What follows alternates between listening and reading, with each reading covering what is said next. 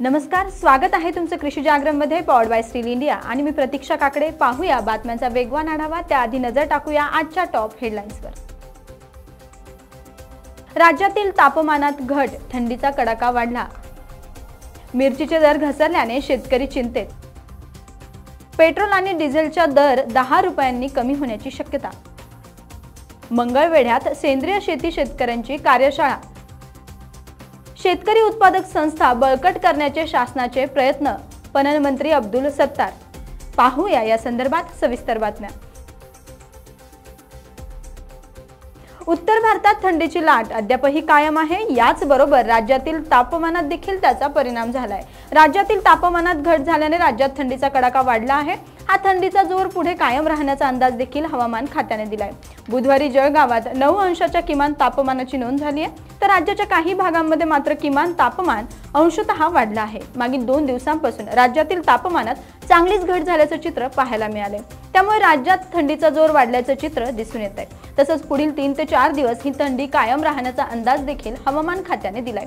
येत्या काही काळात उत्तर आणि मध्य महाराष्ट्रामध्ये थंडीचा कडाका वाढणार असल्याचंही हवामान खात्याने म्हटलंय। मिरचीची बाजारपेठ म्हणून नंदुरबारला ओळखले जाते। नंदुरबार बाजारपेठेत मोठ्या प्रमाणात मिरच्या विक्रीसाठी आल्या आहेत। नंदुरबार कृषी उत्पन्न बाजार समितीत यंदा मिरचीची विक्रमी आवक आली आहे। आतापर्यंत 2 लाख क्विंटल मिरच्यांनी खरेदी येथे झाली आहे। पुढील 1.5 महिने मिरच्याचा आवक सुरूच राहणार असल्याचा अंदाज आहे। मिरचीचा पुरवठा वाढल्याने दरावर परिणाम झाला आहे। आधीच यंदाच्या अनियमित पावसाने शेतकरी आधीच संकटात असताना आता मिरचीच्या विक्रीतून खर्चही वसूल होत नसल्याने शेतकरी अडचणीत आलाय। सध्या मिरचीला 2 ते 4 हजार रुपयांचा दर मिळत आहे, त्यामुळे शेतकऱ्यांमध्ये नाराजी व्यक्त होत आहे। मिरचीच्या लागवडीसाठी, त्यानंतर फवारणी आणि काढणी तसेच वाहतुकीचा खर्च मोठा आहे। महागाईमुळे सर्वसामान्य त्रस्त झालाय। त्यातच महागाईचा मार सहन करणाऱ्या सर्वसामान्यांना लवकरच मोठा दिलासा मिळण्याची शक्यता आहे। पुढील महिन्यात पेट्रोल आणि डिझेलच्या किमती तब्बल 10 रुपयांनी कमी होण्याची शक्यता आहे। सरकारी तेल कंपन्या दर कपात करण्याचा विचार करत आहे। 2023-24 हे वर्ष निवडणुकांचे वर्ष आहे। या वर्षात मतदारांना आकर्षित करण्यासाठी, महागाई नियंत्रित करण्यासाठी सरकारचे प्रयत्न सुरू आहेत। त्यासाठी सरकार सर्वसामान्यांना दिलासा देण्याचं काम करते। महागाई रोखण्यासाठी सरकारने विविध उपाययोजना राबवल्या आहेत। आता अशातच पेट्रोल आणि डिझेलच्या किमती देखील कमी होण्याची शक्यता वर्तवली जाते। फेब्रुवारी महिन्यात पेट्रोल आणि डिझेलचा दर 10 रुपयांनी कमी होण्याची शक्यता आहे। त्यामुळे सर्वसामान्यांना दिलासा मिळणार आहे। 19 जानेवारीला राष्ट्रवादी काँग्रेसचे अध्यक्ष शरद पवार सोलापूर जिल्ह्याच्या दौऱ्यावर येणार आहेत आणि माजी मंत्री सुशीलकुमार शिंदे हे देखील असणार आहेत। 19 जानेवारीला दुपारी 1:30 वाजता शरद पवार यांच्या प्रमुख उपस्थितीत सेंद्रिय शेती शेतकऱ्यांची कार्यशाळा आयोजित करण्यात आली आहे आणि या कार्यक्रमात शरद पवार शेतकऱ्यांना मार्गदर्शन करणार आहेत। महा ऑर्गॅनिक अँड रेसिड्युफिन फार्मर्स असोसिएशनच्या अर्थात मोरफाच्या वतीनं या कार्यक्रमाचे आयोजन करण्यात आले आहे। सोलापूर जिल्ह्यातील जास्तीत जास्त सेंद्रिय शेती करणाऱ्या शेतकऱ्यांनी या कार्यशाळेत सहभागी व्हावं असं आवाहनही करण्यात आले।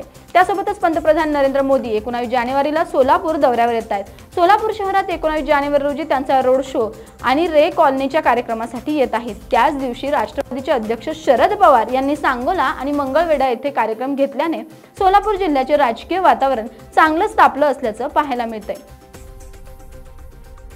राज्यातील शेतकरी उत्पादक संस्था अधिक बळकट आणि सक्षम व्हावी याकरता या संस्थांना देण्यात येणाऱ्या अडचणी सोडवण्यासाठी शासनाच्या वतीने प्रयत्न करण्यात येईल अशी ग्वाही राज्याचे पणन मंत्री अब्दुल सत्तार यांनी दिली आहे। बालेवाडी येथे आशियाई विकास बँक योजनेअंतर्गत राज्यातील शेतकरी उत्पादक संस्थेच्यासाठी आयोजित तंत्रज्ञान कार्यशाळेच्या उद्घाटन प्रसंगी ते बोलत होते। यावेळी महाराष्ट्र राज्य कृषी पणन महामंडळाचे कार्यकारी संचालक संजय कदम आणि मॅग्नेटचे प्रकल्प संचालक विनायक कोकरे, अतिरिक्त प्रकल्प संचालक डॉक्टर अमोल यादव, उपप्रकल्प संचालक नितीन पाटील, आशियाई विकास बँकेचे कृष्ण रोटेला, राघवेंद्र नदू विनामणी आणि KPMGच्या सहयोगी संचालक मेघना पांडे आणि विविध शेतकरी उत्पादक कंपन्यांचे प्रतिनिधी आदी उपस्थित होते। पणन मंत्री श्री सत्तार म्हणाले की राज्यातील शेतकरी आर्थिकदृष्ट्या समृद्ध झाला पाहिजे। त्यांच्या शेतमालाला देश व विदेशात योग्य प्रकारे भाव मिळाला पाहिजे। नाशवंत मालाला मंदीच्या काळात साठवणूक करता यावी आणि शेतमालाची आयात निर्यात सुलभरित्या करता यावी यासाठी शेतकरी हिताचे कायदे तयार करण्यात येणार आहेत। विद्यमान नियमात काळानुरूप बदलही करण्यात येत आहे असं देखील अब्दुल सत्तार म्हणाले। तर आता वेळ झाली बुलेटिनमध्ये इथेच थांबण्याची। तसेच कृषी विषयक नवनवीन व्हिडिओ पाहण्यासाठी कृषी जागरण मराठी चॅनलला सबस्क्राइब करायला मात्र विसरू नका। नमस्कार।